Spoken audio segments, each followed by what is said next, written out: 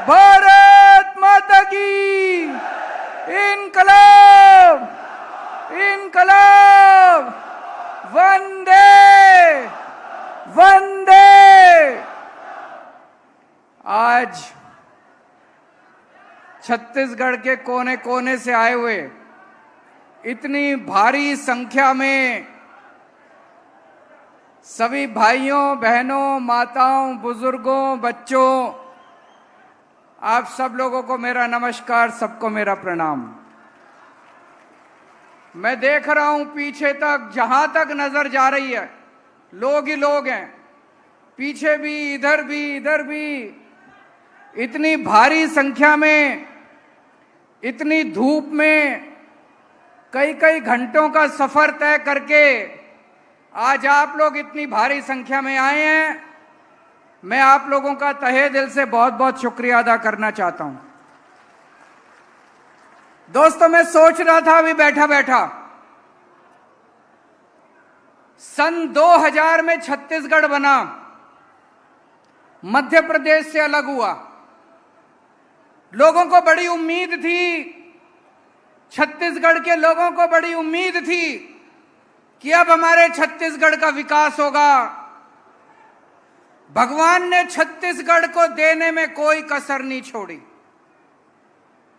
भगवान ने छप्पर फाड़ के दिया छत्तीसगढ़ को। क्या नहीं है छत्तीसगढ़ में? जंगल हैं, खेती है, हर तरह की चीज पैदा करते हैं छत्तीसगढ़ के लोग। माइनिंग है, लोहा है, कोयला है, हर किस्म की माइन है। दोस्तों, भगवान ने सब कुछ दिया, एक कमी छोड़ दी भगवान ने। ईमानदार नेता नहीं दिए छत्तीसगढ़ वालों को, ईमानदार पार्टियां नहीं दी छत्तीसगढ़ वालों को। इतना कुछ था, इतना कुछ था, इतना लोहा, इतने कोयला, इतना खदाने, इतने जंगल, वन, इतनी नदियां। भाई साहब, 20 साल के अंदर तो एक एक आदमी अमीर बन जाता, एक एक परिवार अमीर बन जाता छत्तीसगढ़। गांव गांव में स्कूल खुल सकते थे, गांव गांव में अस्पताल खुल सकते थे, चारों तरफ खुशहाली आ सकती थी। अगर आपके नेता ईमानदार होते, आपकी पार्टियां ईमानदार होती, अगर उन्होंने आपके लिए 20 साल काम किया होता, आज आम आदमी पार्टी की सभा में एक भी आदमी नहीं आता। लोगों को लगता अगर आप लोग खुश होते बीजेपी से, अगर आप लोग खुश होते कांग्रेस से, तो आम आदमी पार्टी की क्या जरूरत थी? आज दिल्ली के अंदर, पंजाब के अंदर आम आदमी पार्टी से लोग इतने खुश हैं, इतने खुश हैं। बीजेपी की रैली में एक भी आदमी नहीं आता दिल्ली के अंदर, कांग्रेस की रैली में एक भी आदमी नहीं आता, सब आम आदमी पार्टी से खुश। आज आप लोग आए हो क्योंकि आप बीजेपी से नाराज हो, आप लोग आए हो क्योंकि आप कांग्रेस से नाराज हो। आज चारों तरफ देश के अंदर चर्चा करो छत्तीसगढ़ की, तो केवल भ्रष्टाचार के नाम से जाना जाता है छत्तीसगढ़। खदानों का घोटाला हो गया, लोहे का घोटाला हो गया, ट्रांसपोर्ट का घोटाला हो गया, फलाना घोटाला हो गया। बीजेपी को मौका मिला, बीजेपी वालों ने लूट लिया, कांग्रेस को मौका मिला, कांग्रेस वालों ने लूट लिया। पहले दिल्ली का भी यही हाल था। दिल्ली में जब हमसे पहले कांग्रेस की, बीजेपी की सरकारें थी, पूरे देश में जाना जाता था दिल्ली किस नाम से जाना जाता था? सीएनजी का घोटाला हो गया, 2G का घोटाला हो गया, कॉमनवेल्थ का घोटाला हो गया। जब से दिल्ली में आम आदमी पार्टी की सरकार बनी है, पूरे देश में लोग दिल्ली को कैसे जानते हैं? शानदार स्कूल बन गए दिल्ली में, शानदार मोहल्ला क्लिनिक बन गए दिल्ली में, शानदार अस्पताल बन गए दिल्ली में। तरक्की के नाम से जानी जाती है दिल्ली, विकास के नाम से जानी जाती है दिल्ली, खुशहाली के नाम से जानी जाती है दिल्ली। और अभी पंजाब में 1 साल हुआ है आम आदमी पार्टी को, चारों तरफ देश में पंजाब के चर्चे ही चर्चे हो रहे हैं, चर्चे ही चर्चे हो रहे हैं। मेरे को भी कुछ लोग मिले छत्तीसगढ़ के, बोले सर बिजली आती नहीं है छत्तीसगढ़ में, 7-7, 8-8 घंटे पावर कट लगते हैं। सही है कि गलत है? बिजली आती है कि नहीं आती है? पावर कट लगते हैं कि नहीं लगते? दिल्ली में 24 घंटे बिजली आती है। पंजाब में भी पहले 7-7, 8-8 घंटे के पावर कट लगते थे। 1 साल हुआ है भगवंत मान को मुख्यमंत्री बने, 1 साल, बस 1 साल।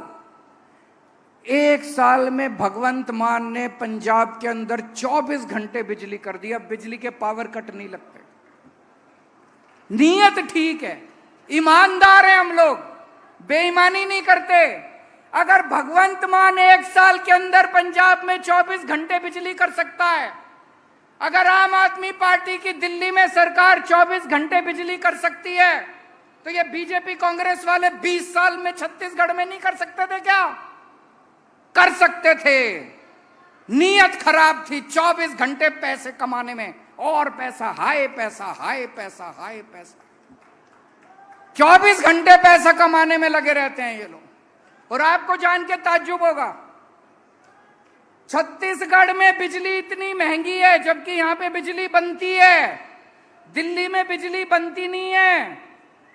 दिल्ली में 24 घंटे बिजली आती है, मुफ्त बिजली आती है, मुफ्त। 0 बिजली का बिल आता है, सबका बिजली का बिल आता है, उस पे 0 लिखा होता है, 0। आपको यकीन नहीं होगा, चमत्कार है ये। बिजली का बिल 0 आता है, 24 घंटे बिजली आती है। छत्तीसगढ़ में बिजली नहीं आती, केवल बिजली का बिल आता है, मुझे पता चला। जब दिल्ली में मैंने बिजली फ्री करी, मोदी जी मेरे से इतना गुस्सा हो गए, इतना गुस्सा, आग बबूला हो गए, आंखें लाल हो गई मोदी जी की। बोले केजरीवाल फ्री की रेवड़ी बांट रहा है, केजरीवाल फ्री की रेवड़ी बांट रहा है। हाँ मोदी जी, मैं फ्री की रेवड़ी बांट रहा हूं, मैं फ्री की रेवड़ी बांट रहा हूं। आपके वाले तो सारे रेवड़ी लूट के ले जाते हैं, अपने घर भर रहे हैं सारी रेवड़ी से। मैं फ्री की रेवड़ी बांट रहा हूं। दिल्ली में मैंने हर दिल्ली वाले के हाथ में, हर दिल्ली वाले के हाथ में 7 फ्री की रेवड़ी रख दी। 7 रेवड़ियां हर एक को दे दी।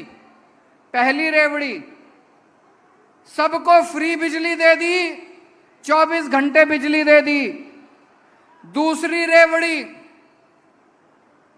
पूरी दिल्ली में शानदार स्कूल बना दिए, इतने अच्छे स्कूल, इतने अच्छे स्कूल। अब अमीरों के और गरीबों के बच्चे एक ही स्कूल में पढ़ते हैं, एक ही डेस्क पे। जज का बेटा, आईएएस अफसर का बेटा और रिक्शे वाले का बेटा एक ही डेस्क पे एक ही किताब से पढ़ते हैं। तो दूसरी रेवड़ी मैंने सारे सब लोगों के बच्चों के लिए अच्छी और फ्री शिक्षा का इंतजाम किया है। तीसरी रेवड़ी, सबके लिए अच्छा इलाज का इंतजाम कर दिया। भाई साहब, आज इलाज इतना महंगा हो गया, घर में अगर कोई बीमार हो जाए जमीन बेचनी पड़ जाती है, जेवर बेचने पड़ जाते हैं। दिल्ली में नहीं। अगर आपके घर में किसी को बुखार भी हो जाए, डॉक्टर को दिखाने जाते हो, डॉक्टर की फीस भी मुफ्त, दवाई भी मुफ्त, टेस्ट भी मुफ्त। अगर आपको कैंसर हो जाए, भगवान ना करे, बहुत बड़ा ऑपरेशन कराना हो, सारे ऑपरेशन का खर्चा मुफ्त, सब कुछ मुफ्त, सबका इलाज मुफ्त। बच्चों का भी, बूढ़ों का भी, अमीर का भी, गरीब का भी, सबका इलाज मुफ्त कर दिया। और शानदार इलाज, एयर कंडीशनड अस्पताल बना दिए, मोहल्ला क्लिनिक बना दिए पूरी दिल्ली के अंदर। ये तीसरी रेवड़ी, हर दिल्ली वाले के हाथ में ये तीसरी रेवड़ी रख दी। चौथी रेवड़ी, दिल्ली के अंदर बसों में महिलाओं का सफर फ्री कर दिया। किसी बस में चढ़ जाओ, प्राइवेट बस में चढ़ जाओ, सरकारी बस में चढ़ जाओ, कोई टिकट नहीं लगती किसी महिला की, सबको बसों का फ्री।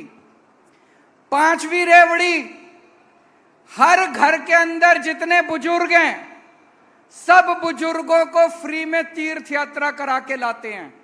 अयोध्या जी लेके जाते हैं, रामेश्वरम लेके जाते हैं, पुरी लेके जाते हैं, शिरडी बाबा लेके जाते हैं।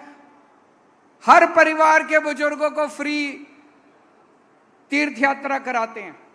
और छठी रेवड़ी, जितने बेरोजगार बच्चे थे सबके लिए रोजगार का इंतजाम कर रहा हूं। 12 लाख बच्चों को रोजगार दिला दिए।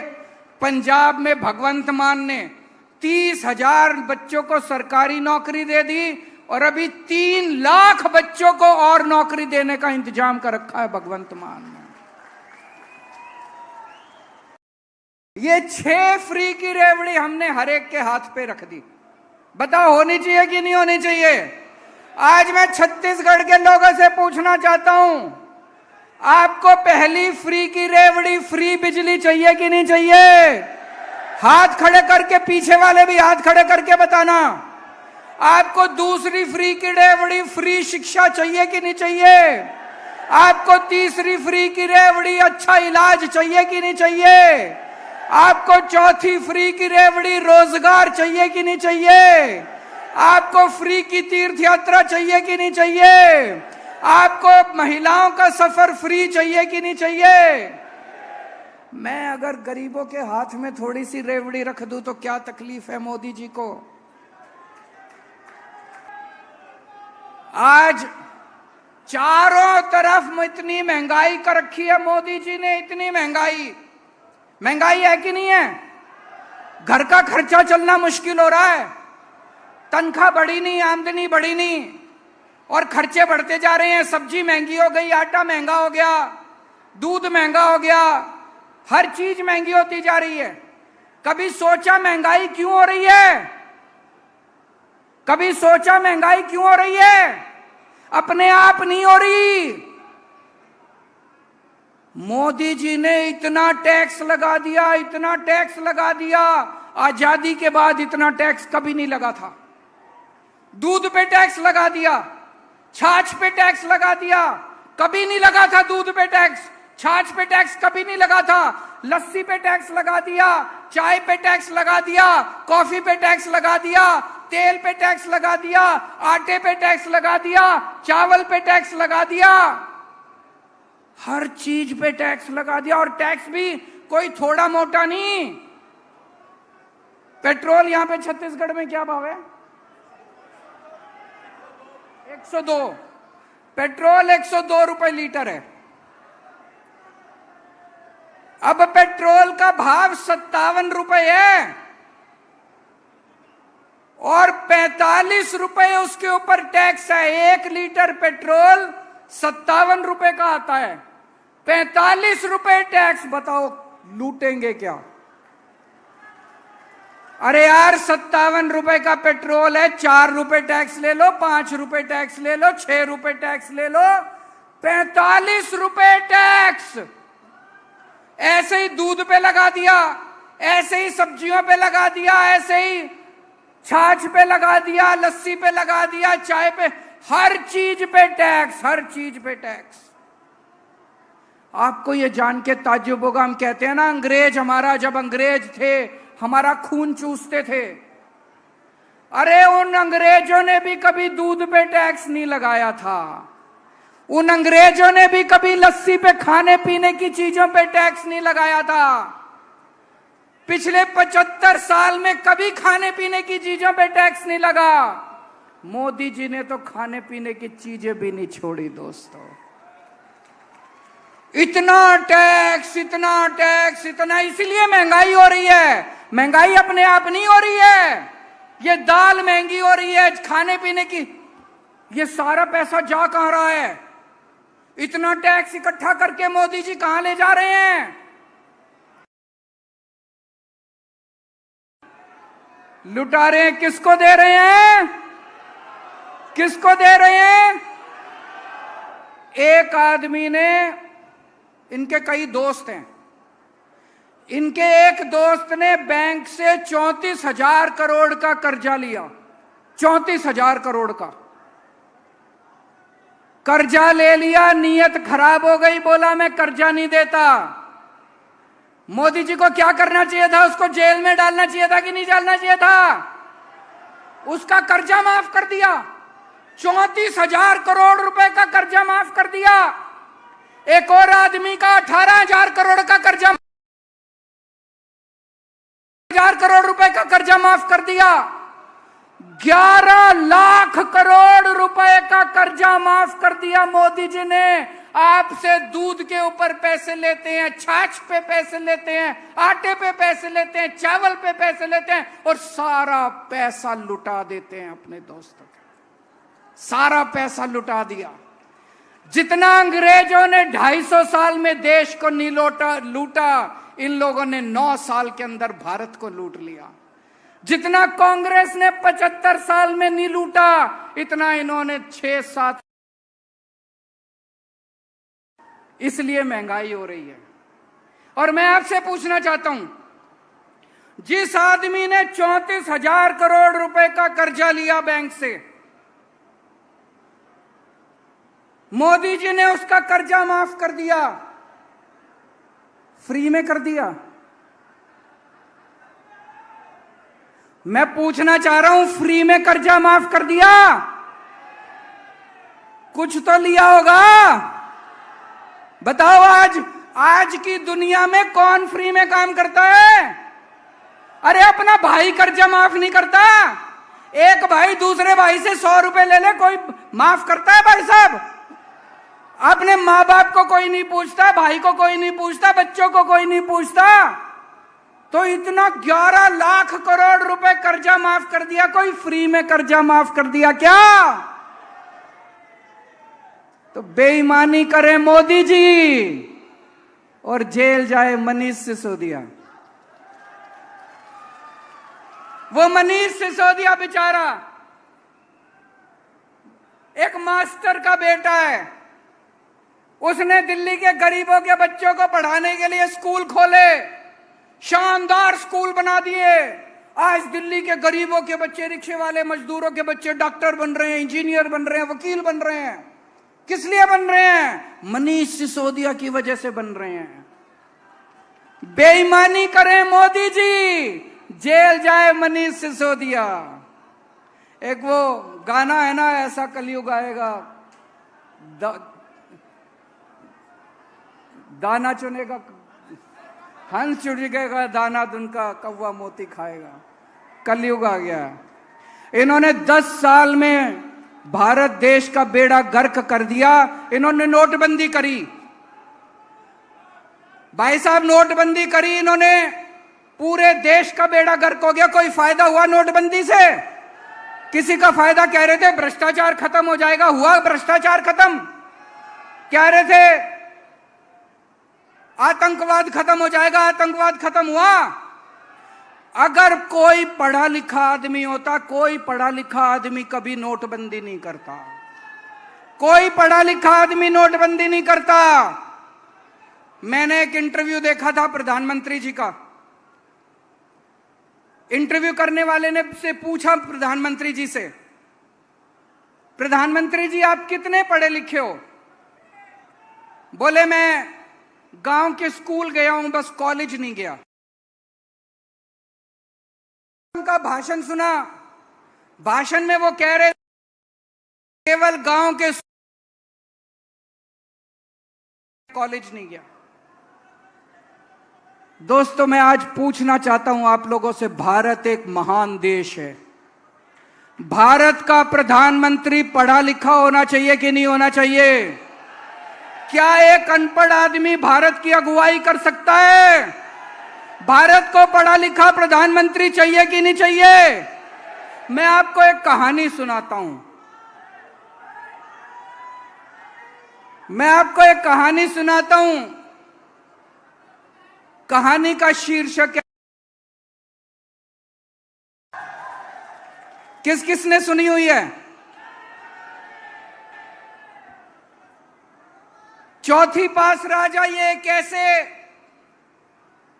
ये कहानी ये दिखाती है कि कैसे अगर किसी देश में कोई अनपढ़ राजा आ जाए तो वो देश का बेड़ा गर्क कर देता है। ये एक महान देश की कहानी है। ये एक ऐसे राजा की कहानी है जो राजा भ्रष्टाचारी था, अनपढ़ था, अहंकारी था, और उसने कैसे उस महान देश का बेड़ा गर्क कर दिया। एक महान देश था, बहुत महान देश, बहुत पुराना देश। उस देश के एक गांव में, एक गरीब परिवार में एक छोटे बच्चे ने जन्म लिया। परिवार बहुत गरीब था। तो जैसे गांव में होता है, जब बच्चा जन्म लेता है तो ज्योतिषी आता है, गांव का पंडित आता है, उसकी कुंडली बनाता है। तो पंडित ने उसकी कुंडली बनाई। कुंडली बना के, कुंडली देख के पंडित बोला, माई तेरा बेटा बड़ा होके बहुत बड़ा सम्राट बनेगा। माई को समझ नहीं आया, मैं तो इतनी गरीब हूं, मेरा बेटा सम्राट कैसे बनेगा। बेटा बड़ा होने लगा धीरे धीरे।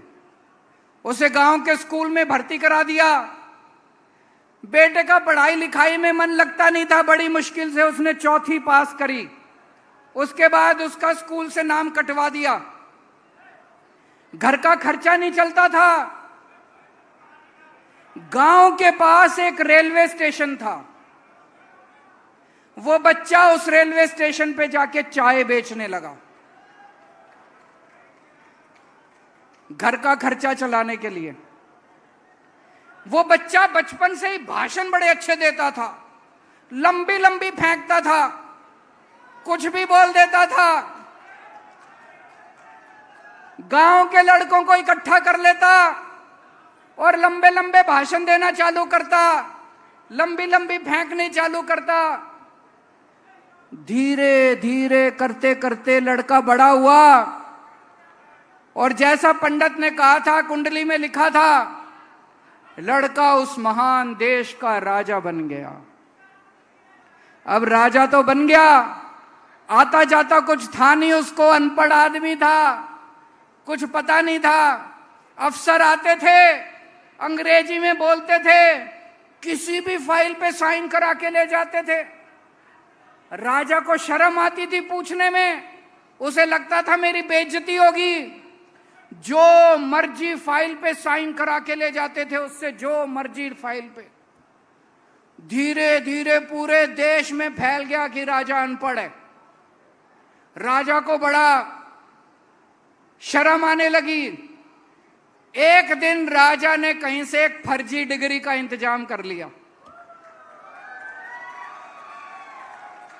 एक एमए की फर्जी डिग्री का इंतजाम कर लिया। राजा ने बोला मैं एमए हूं। जनता ने खूब मजाक उड़ाया। जनता बोली झूठ बोल रहा है, सबको पता है अनपढ़ है। राजा को कपड़ों का बड़ा शौक था। एक दिन में 4-4 बार कपड़े बदलता था, 4-4 बार कपड़े बदलता था।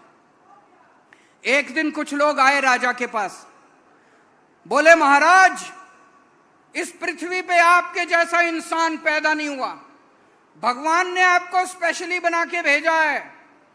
आप नोटबंदी कर दो और देखो देश से भ्रष्टाचार खत्म हो जाएगा, आतंकवाद खत्म हो जाएगा। राजा बेवकूफ था, समझ तो थी नहीं। उसने देश में नोटबंदी कर दी भाई साहब। एक दिन 8 बजे रात को टीवी पे आया और उसने नोटबंदी कर दी। पूरे देश में हाहाकार मच गया। लंबी लंबी लाइनें बैंकों के सामने, लंबी लंबी लाइनें लग गई। कई लोग मर गए, लोगों के धंधे चौपट हो गए, दुकानें बंद हो गई, इंडस्ट्री बंद हो गई। वो महान देश 20 साल पीछे चला गया भाई साहब, 20 साल पीछे चला गया। एक दिन उस देश में महामारी आई, लोग मरने लगे, ऑक्सीजन की कमी हो गई, चारों तरफ हाहाकार मचा हुआ था। एक कोई पंडित आया राजा के पास, बोला सब लोगों से थाली और चम्मच बजवाओ, महामारी खत्म हो जाएगी। राजा ने पूरे देश में चम्मच और थाली बजवा दी, कोई महामारी खत्म नहीं हुई भाई साहब, कई लोगों की मौत हो गई। कई लोगों की मौत हो गई। राजा के कई दोस्त थे, उन दोस्तों ने खुलेआम गुंडागर्दी चालू कर दी, उन दोस्तों ने बैंकों को लूटना चालू कर दिया, उन दोस्तों ने इधर उधर लड़कियों को छेड़ना चालू कर दिया। एक बार हद हो गई जब उस राजा के एक दोस्त ने उस देश की अंतर्राष्ट्रीय खिलाड़ियों को छेड़ दिया, कुश्ती की पहलवान खिलाड़ियों को। चारों तरफ हाहाकार, चारों तरफ बलात्कार, लूटमार, इतनी महंगाई हो गई, इतनी महंगाई। और राजा एक नंबर का भ्रष्ट था, सब चीजों में पैसे लेता था, सब चीजों में पैसे। ऊपर आसमान में सारे देवताओं ने देखा पृथ्वी पे महापाप हो गया, चारों तरफ हाहाकार मचा हुआ है। सारे देवताओं ने मिलकर मीटिंग करी और सारे मिलके शिवजी महाराज के पास गए। बोले, हे महाराज कुछ करो, पृथ्वी के ऊपर महापाप हो गया, हाहाकार मचा हुआ है। ऊपर से शिवजी महाराज ने आकाशवाणी करी।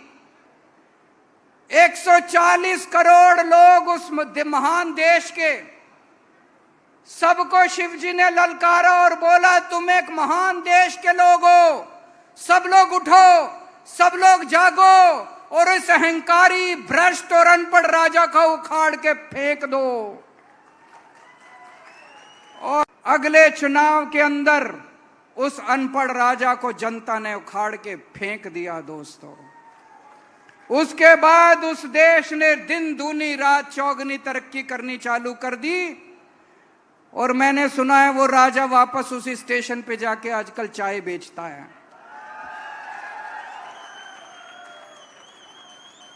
दोस्तों, दिल्ली वालों ने बीजेपी और कांग्रेस को हरा के आम आदमी पार्टी का साथ दिया।